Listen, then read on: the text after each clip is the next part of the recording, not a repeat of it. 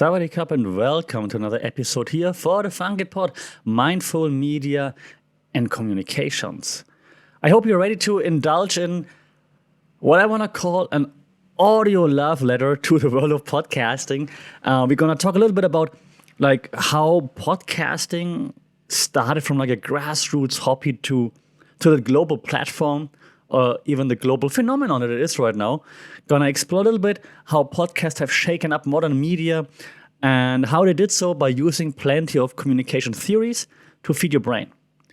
So this episode, I hope, is kind of overflowing, I want to say, with insights, takes hotter than a jalapeno. Yes, I worked very long on that one. And a dash of, I hope, also humor, even though that's sometimes very difficult for me because, German.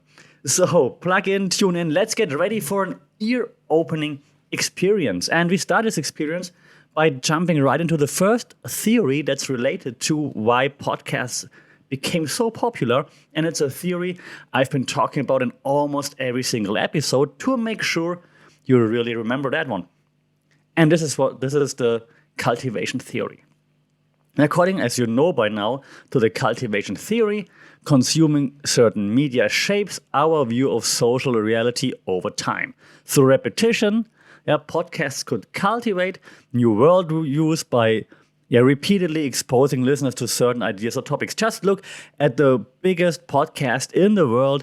Joe Rogan steers definitely perspectives. For better or worse, like him, dislike him, doesn't matter. We can all agree that he definitely has a huge impact with his podcast on how people see the world. Okay, so I think that makes sense, right? Another theory would be the social learning theory. We talked about this one before as well. That's why I put it right at the beginning of today, just to make sure we remember it. Oh God, the teacher, huh? So, relatedly, social learning theory suggests we learn new information, skills, behaviors, and so on by observing media. Podcasts, as you now know, provide a platform for hosts to verbally model novel concepts that listeners then hopefully integrate. So we are subtly influenced by the podcasters that we tune into regularly, right? If you listen to someone regularly, you understand their thought process without thinking about it. Right? So they can influence you just because you listen to them every week, twice a week, or however often you would do that. All right, but now let's also talk about the rise of podcasts per se. So why have podcasts exploded from geeky to mainstream, right? And then we can look into the long tail theory, which will explain this. So the internet has allowed super specific niche interests to thrive, right? No matter how obscure your passion might be, like Mongolian throat singing or mime routines, for example. There's definitely a podcast community centered around this specific niche. And in this regard, podcasts have also created opinion leaders who influence those networks. And according to the two-step flow theory, new theory, ideas flow from podcasters' mics to taste-making listeners, and then out to the masses. So, meaning podcast hosts now directly sway culture. One more time, Joe Rogan shapes perspectives, and like it again or not, and I'm not advertising for Joe Rogan because he doesn't need that, but it's just a great example, right? Again, two-step flow meaning you don't get the raw information directly from where things happen, like let's say the war, for example. You don't observe it by yourself. You get the information presented by someone else, newscaster, anchor, or a podcast host, right? So that's the two-step flow, meaning 2 steps before the information comes to you. And many of us, they get their news and information and opinion by podcast hosts. Now, the cool thing about podcasting is, in my opinion, that it democratizes storytelling. So it has opened the floodgates for lots of diverse voices and topics by just removing those traditional media gatekeepers. Now, anyone can share stories freely based on the public sphere theory, okay? Because, well, that theory says there should be like unfettered discourse, and because when you're listening to a podcast right now, everybody can create a podcast, can upload it, and can send it out there, right? So that's why storytelling now becomes way more democratic. If you take as example, like a very famous podcast right now out there by Nicole Hannah-Jones, 1619, that podcast kind of like re-examined the Black American history and brought marginalized stories to light, which is awesome. And so this free flow of perspective aligns with users and gratification theory as well. And so podcasts, the user and gratification theory, podcasts allow individuals to fulfill needs ranging from education to representation to creative expression and so on. So if you can fulfill your needs, that's the user and gratification theory. I consume the media that somehow gives me gratification that is useful to me. Okay?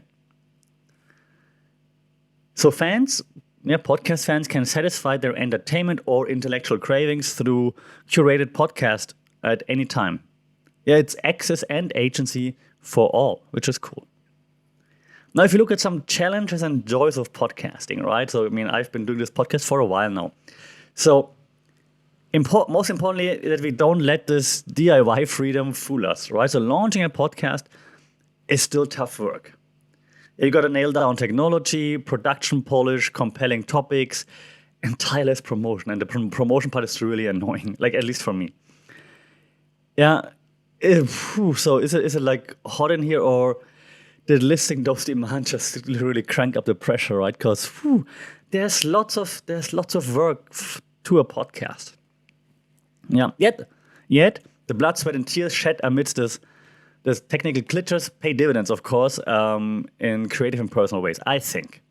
Because you have more control over your content and, of course, direct audience connections, which are pretty sweet rewards after hitting this publish button on your first episode. And again, speaking from experience, nothing really beats comments from listeners that really listen to you. Like, hey, that was cool, give me more, or things like this. Comment. So I think it's lots of work, but of course it's worth it if you're into it, right? Now, the future of podcasting, right? So what does the future hold for podcasting? Adoption is spreading like crazy, right? Podcast tech and formats will probably evolve based on, I want to say, diffusion of innovation theory. Yeah, so more development happening. So of course we have to go along with all the innovation that's happening. So I think interactivity, social audio, maybe even live podcasting, AI-assisted production tools, all those things could enhance user experience and accessibility, in my opinion. Having that said, I do also think that podcasting's core draw will remain unchanged, though, which is humanity. Listeners crave authentic, meaningful stories and connections. So if you create a podcast, do take risks, get personal, speak your truth, because, well, the world is listening and they want authenticity. Okay, so I think this highlighted a little bit like how from grassroots hobby to cultural mainstay, podcasting has transformed modern media, right? We kind of explored the rise a little bit and impact through communication theories. So now I want to know, what are your thoughts on this podcast revolution? Do you listen to lots of podcasts? Do you follow anything, every exercise routine Joe Rogan talks about?